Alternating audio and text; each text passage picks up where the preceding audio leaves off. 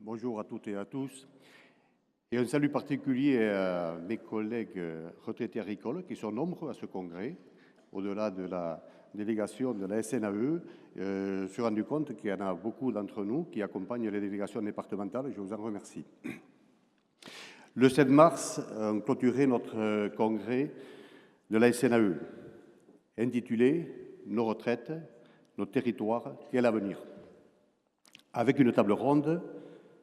On a qualifié « Quelle transmission pour quel territoire demain ?» Je voudrais remercier toute l'équipe administrative qui nous accompagne au quotidien, Claire et Oriane, mais également Aude, Monel et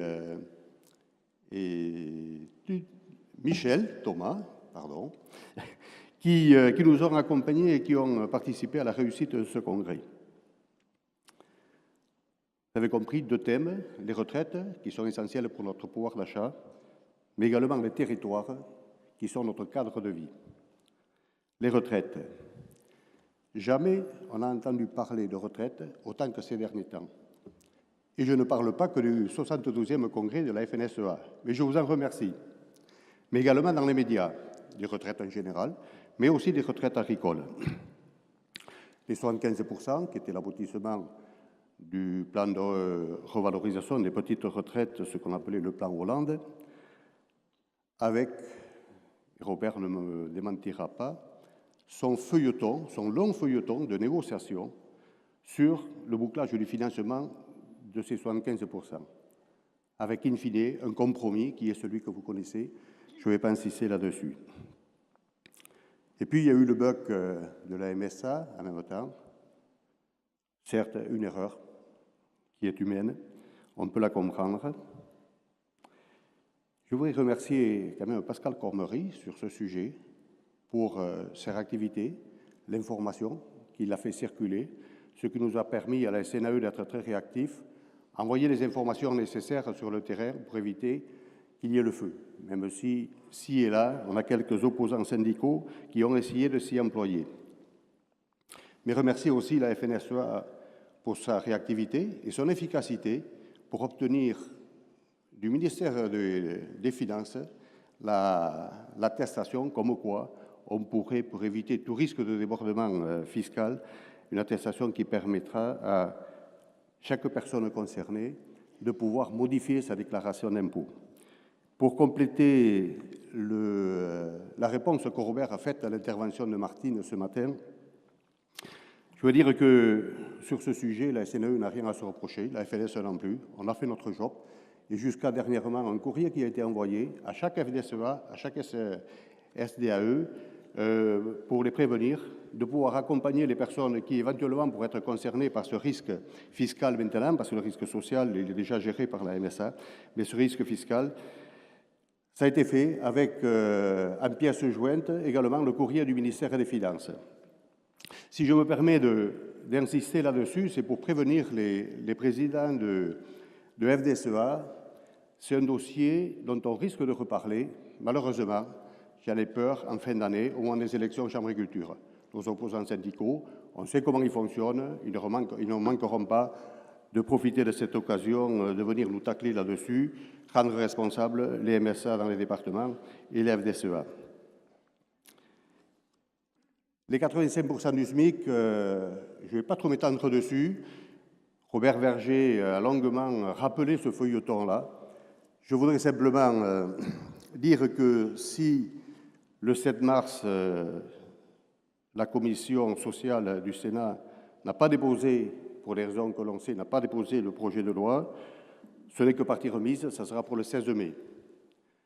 Vous dire aussi que nous restons mobilisés sur ce sujet auprès des parlementaires pour enfoncer le clou et pour leur faire comprendre à l'ensemble des parlementaires, je dis bien, pas uniquement les sénateurs, mais l'ensemble des parlementaires, qui ont un réel besoin de revalorisation des retraites agricoles. Et ça, nous allons nous y employer jusqu'au 16 mai. Mais je voudrais aussi appuyer ce qu'a dit Robert sur le financement de ces 85%. Parce que c'est vrai que ce que nous demandons, comme on le demandait, et on pensait l'avoir obtenu, y compris par un courrier signé du président de la République, ce qui pour nous était quand même un gage de garantie, malheureusement, ça n'a pas été le cas. Mais c'est ce financement. Aujourd'hui, j'entends, ci et là, des informations qui me reviennent. Régis, encore ce matin, en arrivant, il me donnait des informations. Oui, Régis, j'entends ce que tu dis, mais pour nous, c'est du bricolage. Pour boucher un trou, le gouvernement sur les retraites met une rustine. Ce n'est pas sérieux. Pour nous, c'est du bricolage et ce n'est pas acceptable. Donc, ce que l'on demande, que ce soit pour les 75% du SMIC, ce qui n'est pas garanti aujourd'hui, et que pour les 85%, que ce financement soit enfin pérenne. Je pense que les retraités agricoles méritent au moins ça. Et puis, il y a, pour terminer sur les retraites, le projet du président Macron qui veut uniformiser les retraites. Bon, très bien, on se dit que peut-être qu'on va y retrouver notre compte là-dessus. Il n'a échappé à personne, je pense, que le président Macron n'a pas hésité, aux portes de Versailles, pour le salon de l'agriculture, de prendre à témoin les retraités agricoles pour essayer d'expliquer à un cheminot qu'il interpellait sur la réforme de la SNCF, pour essayer de le convaincre qu'il fallait une réforme qui était nécessaire. Certes, je ne sais pas si le président Macron ira jusqu'à activer le principe des vases communicants sur les retraites, mais on sera très vigilant là-dessus et je pense qu'on a beaucoup d'attentes au niveau des retraites agricoles. C'est un dossier que l'on suivra. Il y a un groupe, Robert l'a dit ce matin, qui a été constitué. C'est Robert Verger qui le pilote. Merci de nous avoir conviés à participer à ce groupe-là. C'est un sujet qui nous concerne, vous l'avez compris, énormément.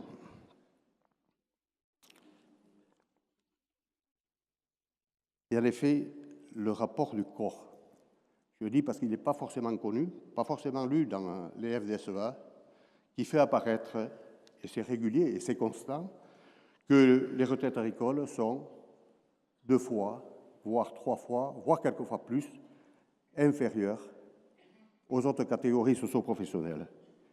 Quel mérite ont eu ces gens-là de plus que nous? Certains ont eu des retraites calculées sur les 30 dernières années, certains sur les 6 derniers mois de leur salaire, et quand ils ont terminé leur activité, souvent c'était aux 35 heures, pendant que les actifs agricoles étaient souvent aux 70 heures par semaine, et dans des conditions de travail qui n'étaient pas toujours les plus faciles, non plus. Donc voilà pour les retraites. Merci. Le dernier point, c'était, je veux dire, on a eu sur la table ronde, et je remercie les participants, où on a pu avoir mesuré, grâce aux témoignages qui ont été amenés, non pas de transmission, mais les gens qui ont témoigné sur les transmissions, qui sont allés jusqu'à leur installation, 3 grandes périodes. Je la fais courte, Christiane. La période où la génération installée, 1, 2, quelquefois 3 fils, c'était une période. Quand ces fils-là ont voulu transmettre, c'était un peu plus compliqué pour les enfants, surtout pour ceux qui avaient fait un tour à l'extérieur. Ils n'étaient pas forcément les bienvenus dans le quartier, tellement que les besoins d'agrandissement étaient nécessaires. Il y a une autre génération qui a transmis, qui a fait des efforts pour transmettre dans de très bonnes conditions. Malheureusement, aujourd'hui, ça rejoint ce qui a été dit par mes prédécesseurs, malheureusement, aujourd'hui, cette dynamique-là, le constat malheureux que l'on peut faire, ce constat est en panne. Voilà. Alors, pour terminer, le monde bouge, oui, bougeons ensemble. Et pour ceux qui seraient surpris de voir que les anciens se projettent dans l'avenir, je leur dirais tout simplement, je reprendrai un mot d'un grand cinéaste américain, si nous projetons dans l'avenir, c'est tout simplement parce que c'est là que nous avons choisi de poursuivre notre vie, mais également notre combat syndical. Je vous remercie.